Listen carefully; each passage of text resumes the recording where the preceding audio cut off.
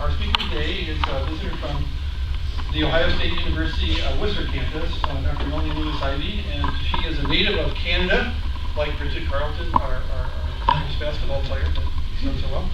And she got her undergraduate degree at Guelph in microbiology, and then a master's at University of Western Ontario in London, and works at Ag Canada for after that, and then went to the States and worked with Dr. Sally Miller at Ohio State and became her PhD student and graduated from there. And then she had a couple, 2.5 years on the faculty at Louisiana State University, and now is on the faculty at we used to call OARDC, Worcester campus, as the fruit extension research.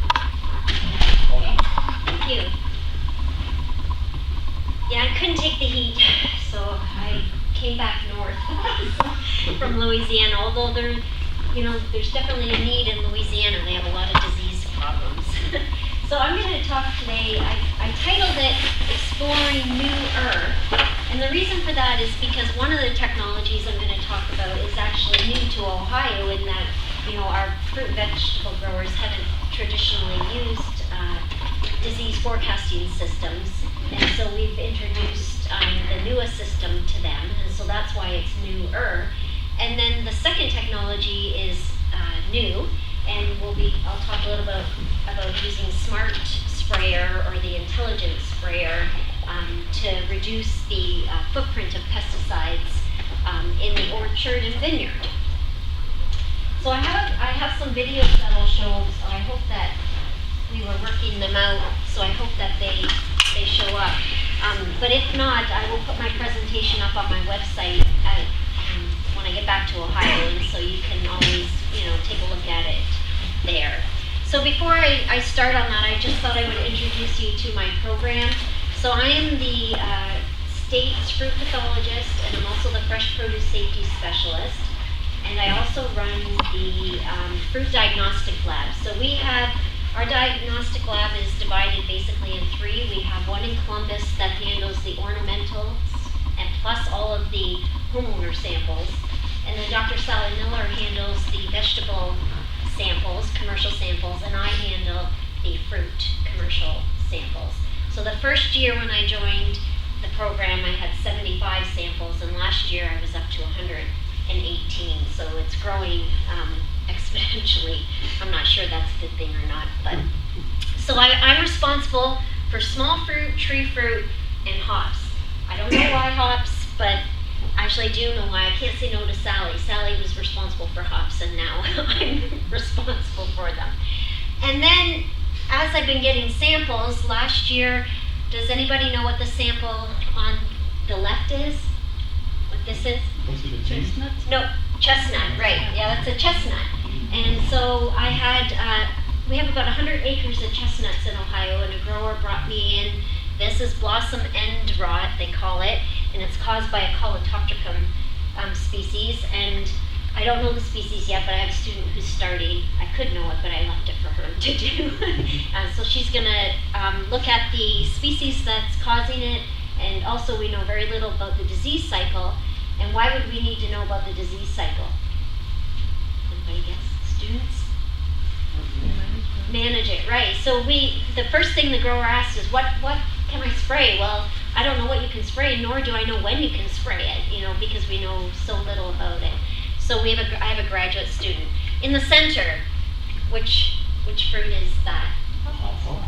Yeah, so I started getting all these pawpaw samples in, and it has this sooty, black sooty, I don't know what it is, we couldn't figure it out. We didn't get any fungal growth out of it. We're still working on it, but these have a very short shelf life, and so most of the samples that we got were pawpaw juice because they were smushed and smashed, and the few that we did get looked like that. Now when you cut them open, they look beautiful inside, so it's very superficial. But they're becoming a high-value crop in Ohio. They even have a festival now, the Pawpaw Festival, yearly. And growers at the farmers market can sell a pawpaw for around $3 to $4 per fruit, but the seed is what they're after because they can sell the seed for about $1 a seed. And so it's becoming very popular. If it's preserved or frozen, then they can make juices out of it, or they can, they're looking at pawpaw wines or fermenting it. And then every year I get several banana samples.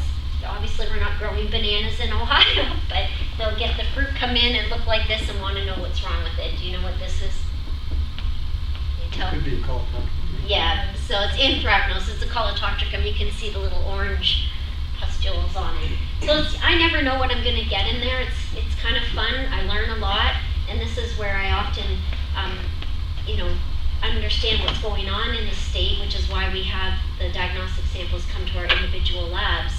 And it also has been valuable in terms of getting first reports of diseases for the state. And if you were an assistant professor, you'd understand the importance of that. So I have an applied research program. I'm 50% extension, 40% research, and 10% teaching, and much of my program is driven by applied research. So I have 3 areas that I focus on for my research. The first one, which I'm going to talk about today, is the development of sustainable disease management programs, and my focus has been grapes, apples, hops, and strawberries for this, but now we'll be adding chestnuts to the mix.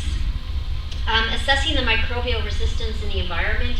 I have some support from FAO and CDC to look at the movement of streptomycin resistant and other antibiotic resistant genes through the environment, and what impact that can have on human health and human pathogens.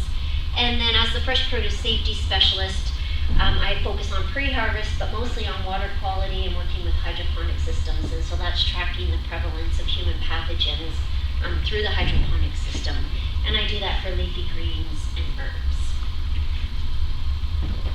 So obviously, when I talk about developing disease management programs, we really want to take an integrated approach. And when you're working with fruit crops, it can be pretty challenging because as perennials, once the tree or the vine or the crop gets the disease, you pretty much have that disease for life. It may not necessarily be systemic, but the overwintering structures can get in the nooks and crannies of the bark, and then that's providing inoculum for the next year. So really, once you have a disease in an orchard or vineyard, it's there for life. And therefore, it's really important up front to make recommendations for them to bring in clean plant tissue or clean planting stock and to do whatever they can to keep the pathogen out. But at some point, they're going to have to use pesticides. And whether or not it's intensive or less intensive really depends on the fungicides, for instance, that we have available, the timing of them, and when we apply them in terms of not just the timing of the disease cycle, but when we notice spores coming in, for instance, and tracking that.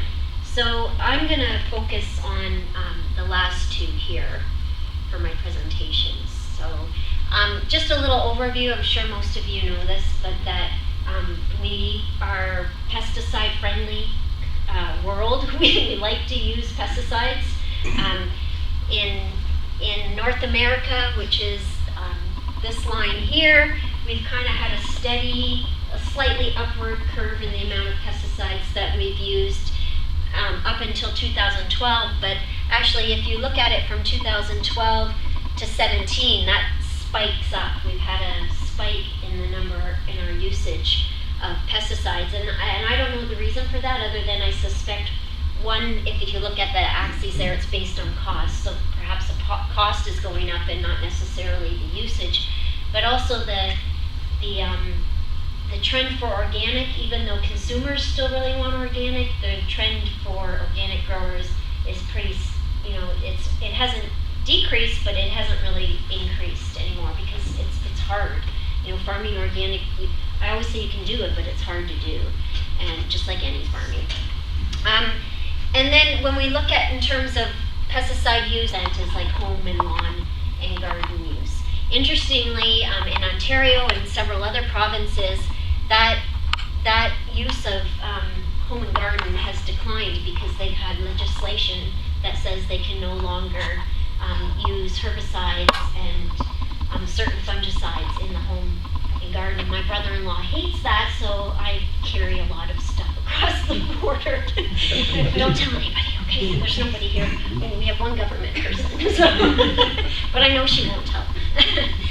Okay, so actually the majority of our use is herbicides.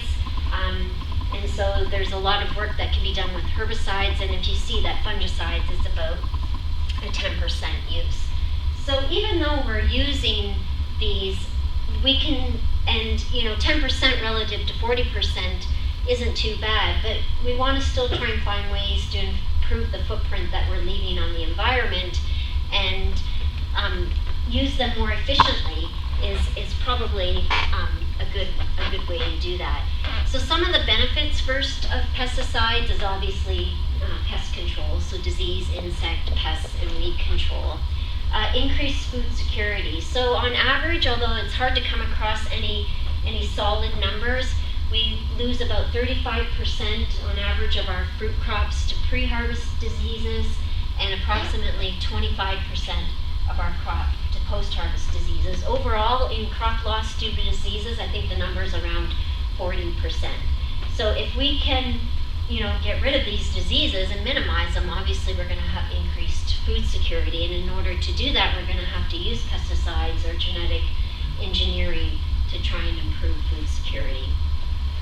It can also increase crop profitability because you're increasing the marketability and the quality of the product by using pesticides, and so there's an estimate that for every $1 spent on pesticides, they get $3 to $5 back in quality. So there are definite benefits to using pesticides, although we don't often hear about that in the media and in the news. We're always hearing the negatives. So there are negatives, of course. There's the social, the economical, and the public health issues that can arise from using pesticides. And this is just a pictogram showing where losses can come in, and basically, they estimate that $9.6 billion is estimated to be lost due to pesticides from social, environmental, and public health impact. And in that public health impact, they include deaths from pesticide exposures, and the way that they calculate that is, they look at the age of the person and what they could have contributed if they had lived the average lifespan without dying. So the number, it's I don't want to say skewed, but it is higher because of the way that they calculate the deaths. So in terms of trying to minimize the downside of pesticides, how much do you think of a fungicide application, let's say that goes on an apple, how much of that spray goes onto the apple versus off target? 10%.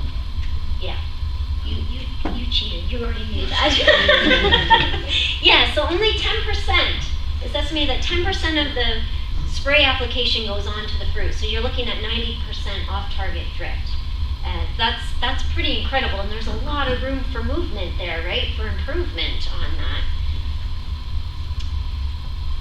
Okay, so what I've tried to do is develop and start some projects where I can improve not only the efficiency of that, so try to get that number up closer to 100% of the product going on rather than 90% being drift, but also improving the contact and the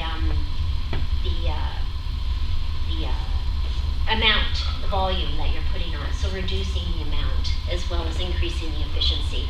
And for this talk, I'm going to talk about grapes, and there are three main grape diseases that we have in Ohio: black rot, downy mildew, and powdery mildew. And these really drive the spray program for grapes. Like apple scab drives it for apples. These are the three that drive it for grapes. And there's a critical period that you have to apply them, and that's pre-bloom to about 4 to 5 weeks post-bloom. And there's really nothing you can do. You can't change that. If you don't spray, you're going to have those diseases. So we can't reduce the number of applications there, but we can, work to improve the efficiency. And then we can look at potential disease forecasting models to improve the post-harvest or the after Veracin, so after the grapes have ripened, reduce the number of applications for the foliar aspect. But the only way we can reduce our footprint here is through the efficiency of the pesticide and the amount that we're using, but we can't reduce the number of sprays so far. So the sprayer technology that we have, our existing technology is wasteful. As I said, we're losing like 90% of that spray to off target. The operation costs are high, especially if you're not near a water source and you have a lot of acreage. You can spend quite a bit of labor time going back and filling your tank up and then coming back, so that you can, the costs are high. The food safety concerns in terms of pesticide residues from the off-target drift, that's an issue with sprayer technology, and then the negative impacts on the environment and public health. And just to emphasize that, right now the EPA has an open comment period for Captan, so they want to deregister Captan, and that is, Captan and Mancozeb are basically two fungicides that are the backbone for disease management programs. They're contact fungicides. They have a broad spectrum mode of action, so resistance development is less of a chance or less risk for that. If we lose that, we're down to basically Mancozeb and Xyram, and there's no telling when they would decide to take those away too, because their risk levels in terms of human health are about the same. So their concern is with the off-target drift of Captan. And so if any of you want to, you can go on and make a comment on the EPA website. It's definitely a product we don't want to lose. But, it just shows you that this is, always an issue with, the pesticides and the residues and the drifts. So Haiping Zhu is an agricultural engineer at USDA ARS in Worcester. And he developed, through his PhD and postdoc and then his position at the USDA, what we're calling an intelligent sprayer or smart sprayer. And this is a laser-guided air blast sprayer, and I'll show you some more pictures, but you can see it in the background here. And what it does is it can see the plant. So it sees the height of the plant, it sees the width of the plant, it sees the depth of the plant density. And then what it does is it measures your speed, and it uses an algorithm that I don't know to estimate that the volume that's required to output to only target the plant. So reducing and minimizing off-target drift. And with his project, he asked me to look at the efficacy of it compared to a conventional sprayer. So to make sure that coverage is equal, but more importantly that you're getting the same disease control or insect pest control that you would with the conventional air blast sprayer. So this is what the sprayer looks like. They have a computer panel on it. It has a speed sensor. It has a 5-port nozzle, and those nozzles, not all of them will go off at the same time, and the amount of volume will be adjusted. And I'll show you that in a second based on the density, the height, and the shape of the plant. The laser sensor, which basically takes this beautiful image of the plant, and then it has a touch screen control for on the tractor, so you can see how much volume, you can see your speed, and other parameters. Record that information. So when my first trial that I had my research associate do, she forgot to record the volume, so our data is a little bit, she forgot to record the volume. But here's what it does. It basically, this can go up to 300 meters, the laser, and it scans the entire tree, and then it looks at the ground speed, the spray direction, and the height, and estimates the depth, and then it produces an image that looks like this for the plant. So that was the basics of it. And so it takes the size, the shape, and the density, and it calculates how much volume needs to be released and which nozzles need to be operating. So this is what it looks like for the grapes, and you can see that it will pick up, it can't tell whether it's living or not, so it will pick up, the fence post and the wires, but it basically takes a perfect scanning image of the actual tree. So the camera on the top versus the laser sensor on the bottom. So it's very accurate in what it's scanning and recognizing in terms of a dense material out there. Okay, so this is a video.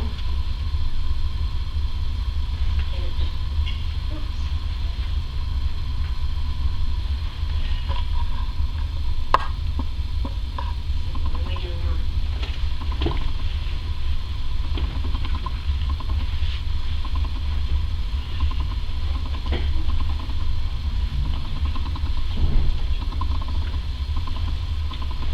What do I hit on here? Maybe I'm hitting the button. I'm used to it.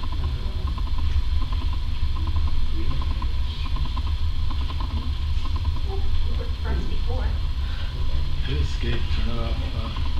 Yeah, maybe out of The regular presentation. image. Go out of the presentation? Maybe. Presentation.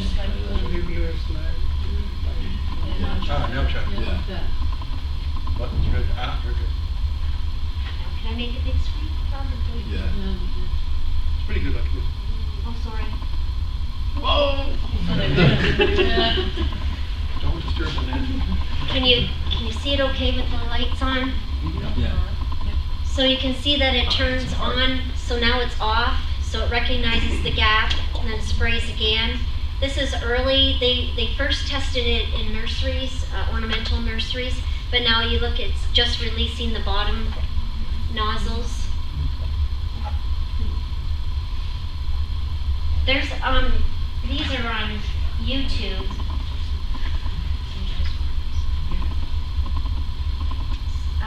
There are 5 videos on YouTube if you just search intelligent sprayer USDA ARS, and you can see other ones. They're pretty cool. Full screen at the bottom.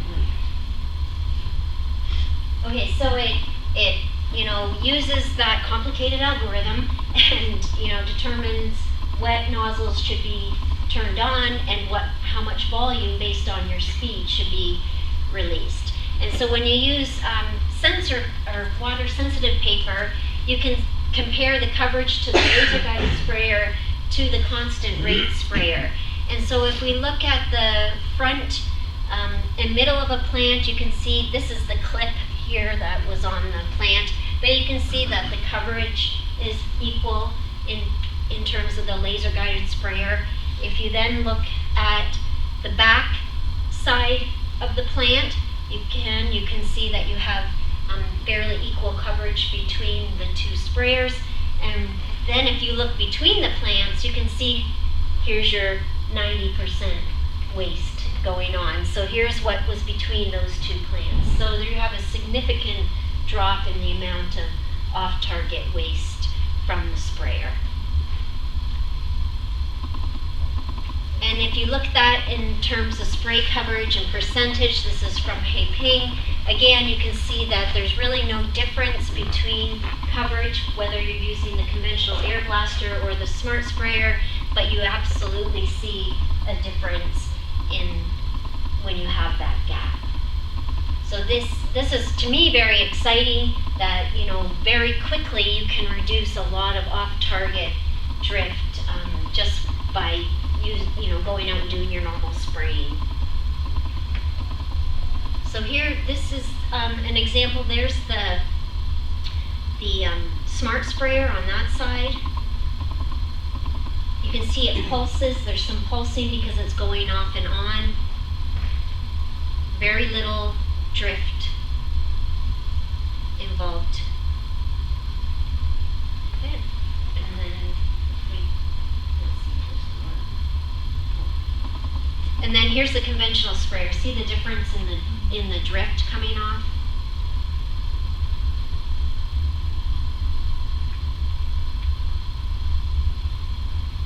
So that's just some videos of that. If you want to see videos on the spray dispersal, He has those online too, looking at the different nozzles and the distribution of the product as it's coming out. So what he asked my program to do was, we need to do proof of concept basically. Any guess on what the prototype cost of the intelligent sprayer is? No. You cannot answer. One more guess. Lower is lower. Anyone? Bueller? 75 lower. So 20,000. Does that include the software and everything? Yep. So the prototype is 20,000, not including the labor. Now what they ended up doing, but that does include buying, like having a sprayer, a new sprayer, and having it all set up. What they've done now is they can take, which is really exciting, they can take your conventional air blast sprayer and modify it, and that cuts the cost in half. So it's around $10,000 for the prototype. So we figured out, and I'll show you with grapes, that around 44 acres. If you have 44 acres of grapes, you can pay for the sprayer in 1 year. So it scales down from that, and I'll show you. So this is from 2017. I put out a spray program for the grape growers with recommendations, and so you can see the number of sprays, 0 to 12, that they're making using a conventional calendar sprayer, and remembering that 90% of that spray isn't actually going on the grapes themselves. And then we took the costs associated with each of the treatments that we recommend and did it on a cost per acre. And then what we did was we broke it down based on comparing the conventional sprayer to the intelligent sprayer, and we did this in a grower's vineyard. And what we found, just highlight this here, is that in a single year you can reduce the cost because of your volume reduction by 50%. So you're putting out approximately 50% less volume on average, and your cost goes down. And if you look at the breakdown on when you're spraying, so here's our critical period here. So just within the critical period, you have a 34% reduction in cost from using the conventional sprayer versus the intelligent sprayer. And this is the part here where you really can't reduce the number of sprays that you're going to put on at this point. So if you were just considering that critical period, you're saving 34%. Of foliar disease severity and yield. So when we're working with wine grapes, they actually don't call out at harvest. They don't really call out the diseased grapes. Everything just goes in depending on the severity of it, and then they crush it.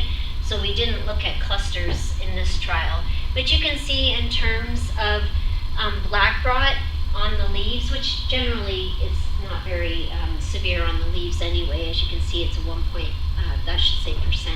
severity. But we have equal amount of disease. We did see a lot less downy mildew, foliar downy mildew, using the intelligent sprayer. Again, this was in a grower's vineyard, so we take everything with a little bit of a grain of salt of what they did and how they applied it. We trust what they're saying. For Phomopsis, it was equal. This is the part that's a little bit concerning right now, and again, this isn't a replicated trial, and we need to look into it more, but we are seeing a drop in yield, and even though I don't have the statistics up here, but this is not statistically different, but the grower doesn't care, right? You have about 3 pounds less, and this, I should have mentioned that this was 50 plants, we had 3 pounds less. So that's a big deal. And so we don't really know what's going on, and we're going to be repeating these in replicated block trials this coming season. So what is the bottom line so far, what we learned? Well, that we can see that we have an average of 53% reduction in pesticide costs.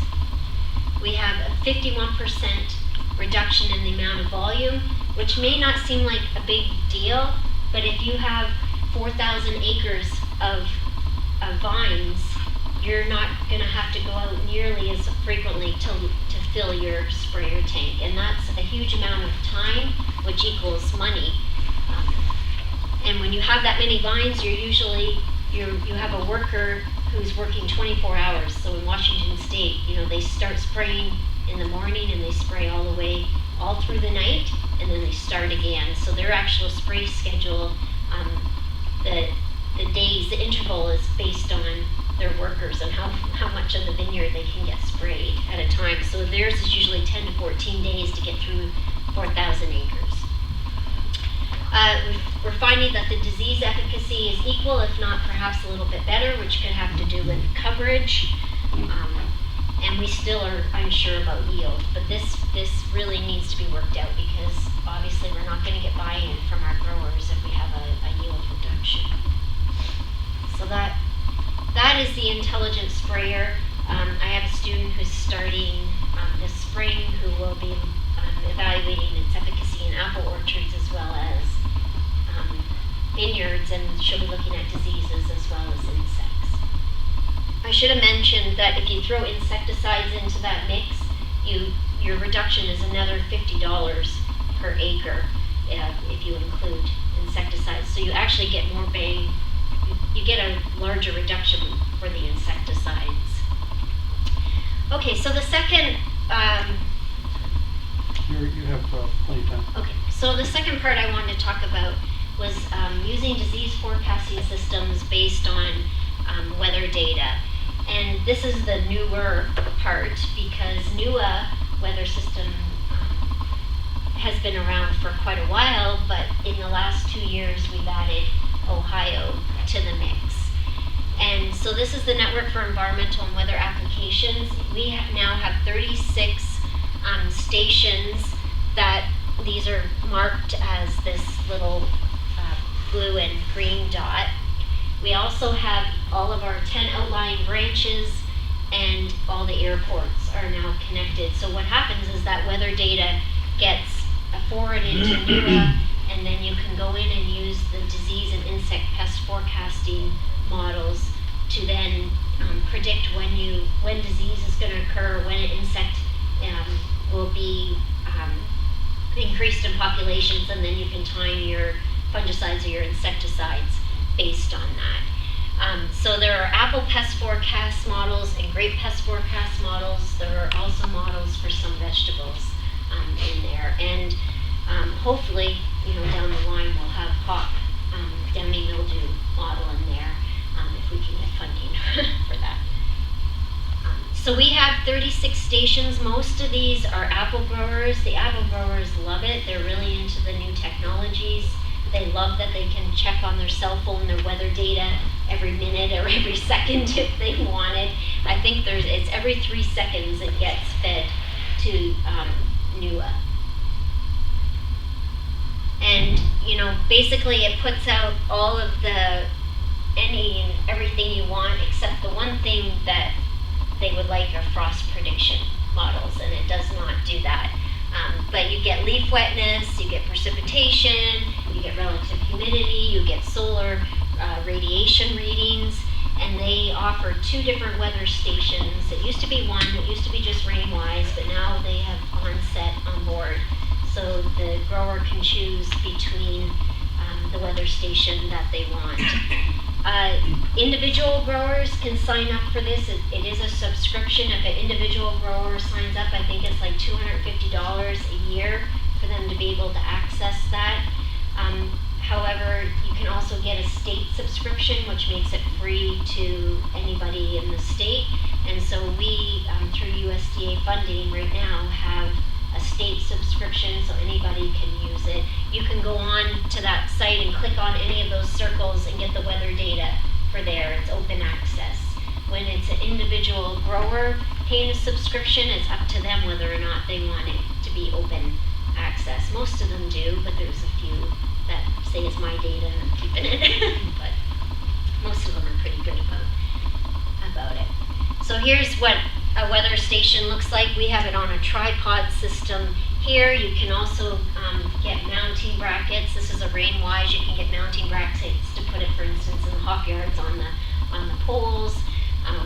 You can basically mount it any way you want, or you can spend the money and get the tripod system.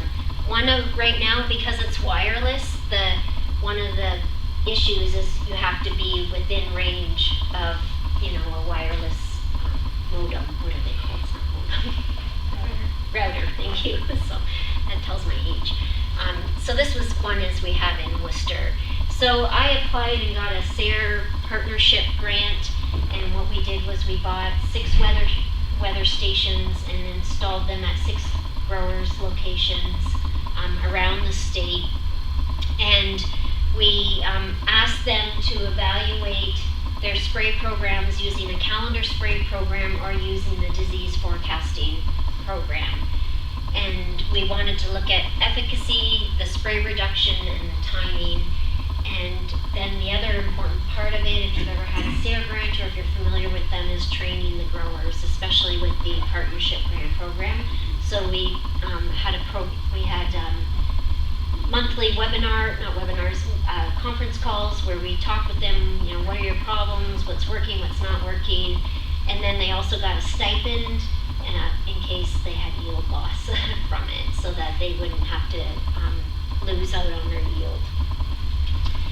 Our goal, and we are just, so again, we're working with 6 growers, and so the data is trickling in, because that's one aspect, is they collect the data and they send it to you. And so out of the 6, we have 5 who followed through and one who didn't. And then we have, and I'll show you with the growers' perceptions, different points of view on using it. So what they had was 50 vines that they sprayed using a calendar spray program, and 50 vines that they sprayed using the disease forecasting models. And we did grape diseases, which combines phomopsis and powdery mildew and black rot. So the model combines all 3 and gives a risk output.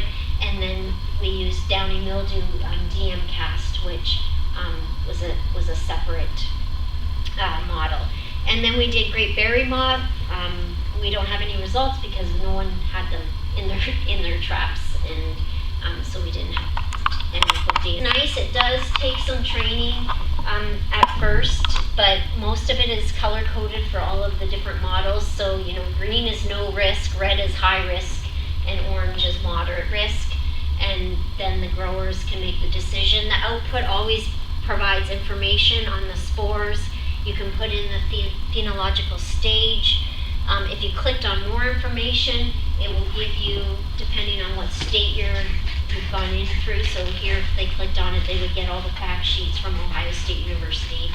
Iowa has 2. You guys have 2 connected to NUA. And so if you go and click on that, you would get the information. Now those are, I can't remember, I think those are 2 individual growers, so you may not be able to actually access the data. It depends if they made it available open access. So here's what the downy mildew DM cast, and actually I'm working with, so I'm the state liaison for NUA, and I'm working with them because something is not right with their DM cast model up there. It should be giving a risk number, and then they make their sprays based on that risk value. And I talked with them because what it's actually showing is whether you have precipitation or not. So it's not predictive. What it's saying is that, so if you look here, downy mildew risk warning is the bar, and the blue bar with green shade indicates minimum conditions for that an infection event has exceeded. So if you see this, it means that an infection event has already probably occurred, and that's not predictive, obviously. The other thing is that we could not convince any of these growers to use NUA during that critical period. Even though we were compensating them for the potential loss, they they refused to. So what we did was we actually were using the predictive model for the critical period and post-critical period. These are all the types of issues when you're working with participatory growers that you come across. So what they did then is for black rot and phomopsis, they treated it as one disease and they applied when the fungicide risk was high. For powdery mildew, apply when the risk is high. And then for downy mildew, because it wasn't being actually predictive, we said that you would apply if a rain event is predicted in the early morning. It will tell you that with the model, or following a likely event. So if for some reason, from day 1 to day 2, you ended up with an infection event, we would want to go in and spray. And again, this was after the critical period for the crop. And each of them had different varieties, so comparisons were a little bit different because of susceptibility to the different varieties. But if we just look at the Worcester and AARS, which is our Ashtabula research station in Kingsville, Ohio, where we grow a lot of grapes up there, and then the Worcester was our site where we did it. So you can see that there's some variation. If we just look at sprays first, for the NUA in Worcester we had -3 sprays, which means that we used 3 less sprays than doing the calendar spray program. But in Ashtabula they had 1 extra, and that's not necessarily bad if it's better timing of the application. But I know that he was scared. He didn't want to lose his grapes, so I'm not even sure that he used the NUA model for this. But you can see we had no downy mildew and powdery mildew foliar pressure in the Worcester area, and you can see that we had in the conventional we had a bit more, but not significant, phomopsis and black rot. And then you can see that they had a really high disease. Well, this is foliar, so it's around 11% for downy mildew, and it was actually higher in the NUA. And I mean, I just can't explain it other than to say that this needs a lot more investigating for grapes. The apple growers love it, and it's been evaluated a lot for apples in New York, and the apple growers in Ohio swear by it for Mary blight and cougar blight, the fire blight models. But in terms of grapes, they're just not willing to give up those critical sprays, and so the value of it post Vericin, I don't know if there's any value at all to it. So in the case of the grapes, we really want to try and get them moving towards the intelligent sprayer, where they're having more efficient use of the product during that critical period. In terms of yield, again, we saw a reduction in yield for NUA, and I just can't explain it. I don't know why, and it really warrants more research, because we can't have this. We're not going to sell this to the growers if we have this going on. In this case, it wasn't significant. Here it was, but we only had 50 lines as well, and it was not replicated. These were demo plots. When you work with Sarah in the participatory program, you do demonstration plots, so it's not replicated and blocked. And so in terms of yield, we're seeing about an average of 25% yield loss. And again, we're not sure. This was our harvest. It looked great. Our harvest from Worcester there looked good. Okay, so what were the growers' perceptions? So the other part of these programs is that you want to do grower education and then get their feedback on it. And basically they thought that the use of the models were clunky at best. They hated the DM cast. They didn't like that it wasn't predictive, even though it should be. If you go back to the literature, it is a predictive model.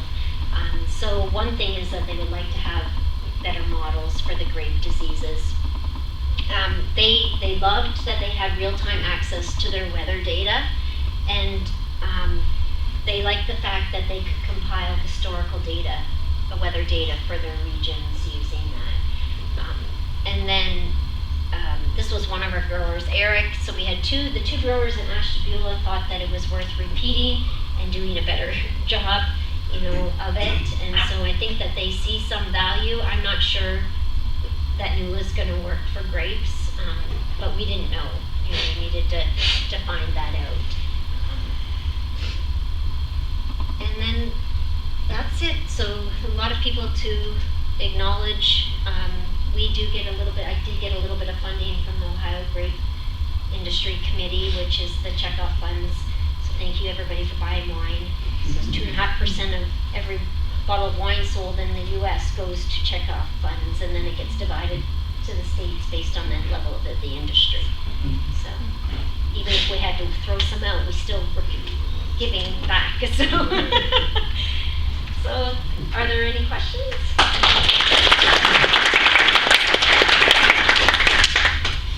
Yeah. On your IntelliSprayer, where's your sensor sit in comparison to spray tips? Yeah, so the sensor is near the bottom. You mean the speed sensor? Well, whatever senses the plant. Oh, the imaging. Yeah. Yeah. That is at the sides. Back here and show you.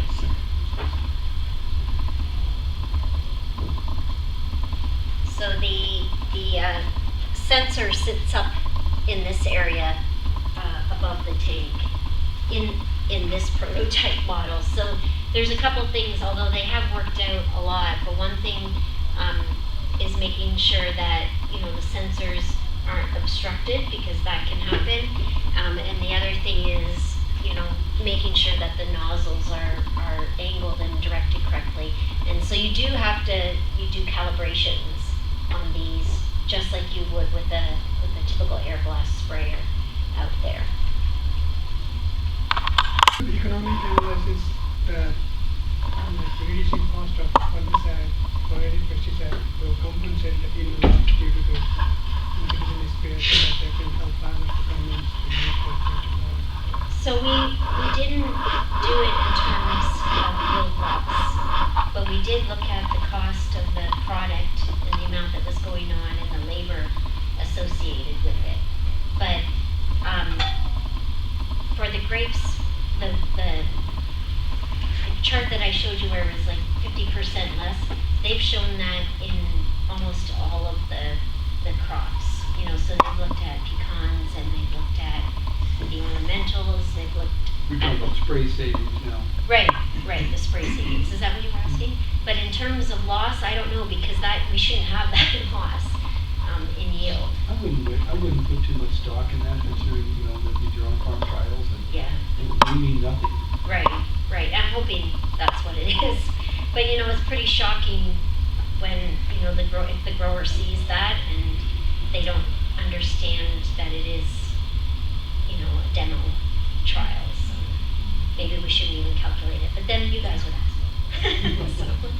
So were the 50 plants spread out through the field, or were they just in one row, you just took up 50 plants in Yeah, one row? they were just 50 plants in one row demo. And I didn't mention that they don't have to actually use two sprayers. So the sprayer that I showed you in the conventional mode and the intelligent sprayer, you can flip a switch and it will convert to either one. So you don't actually need two sprayers to run these trials. What I didn't put up there about the growers' perceptions, because it wasn't actually with the SARE growers, but the previous growers with the grapes, you can't see the product. I mean, the volume is less, and it's really hard to convince them that something is going on the plant, because it's not to run off, and you don't see that big poof coming out. And so the one grower went back through. He told us, well, I didn't think it went on, so I went back through and sprayed again.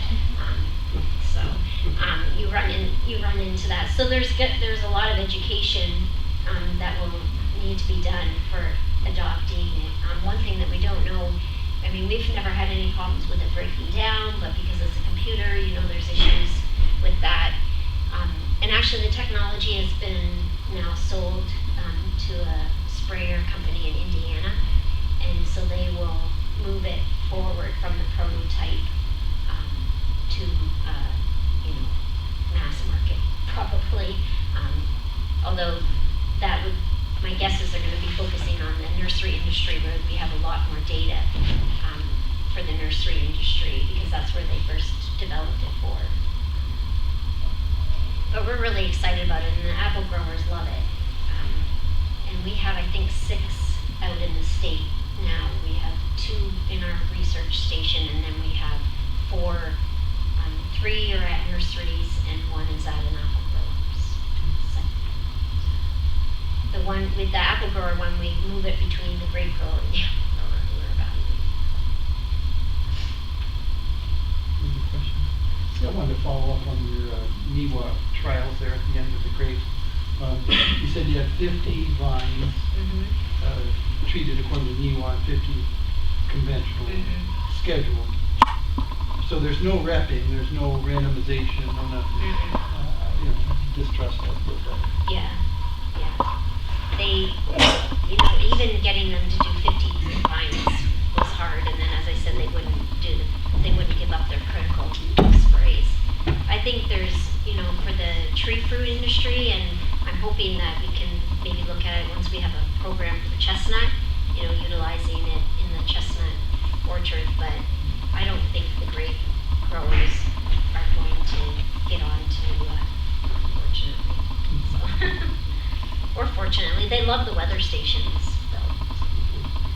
Yeah, I guess I was just wondering if you'll have a chance to do replicated trials with it. I mean, is there a research farm where you could do replicated? With the intelligence sprayer? Yeah. Yeah, we will actually have that. I have a student starting this spring, and she's going to be doing it in apples and grapes, and if we can get a boom made for hops, we'll try it in the hop yard as well. But yes, those will be replicated trials. And we had started a replicated trial. That was the very preliminary data that I was showing, but she forgot to measure the volumes. But with the NUA you can't do replication? We can do replicated trials with the NUA. I just think that in terms of the time and cost of it, if they're not willing to give up those critical spray periods, I think it's more important to do the sprayer technology for them, and then convincing them that $10,000 isn't a lot of money. Because they could, all of our grape growers are concentrated pretty much up by Lake Erie, and then we have another group that's concentrated down in the Columbus area. So they could actually, buy one and share it. I mean, it's not like they have 4,000 acres. Our biggest grape grower is 20 acres, and our average size is 5 acres. So, which is why 10,000 seems like a lot to them, but they could just drive a half a mile into their neighbor's one. Further questions? No, thank you.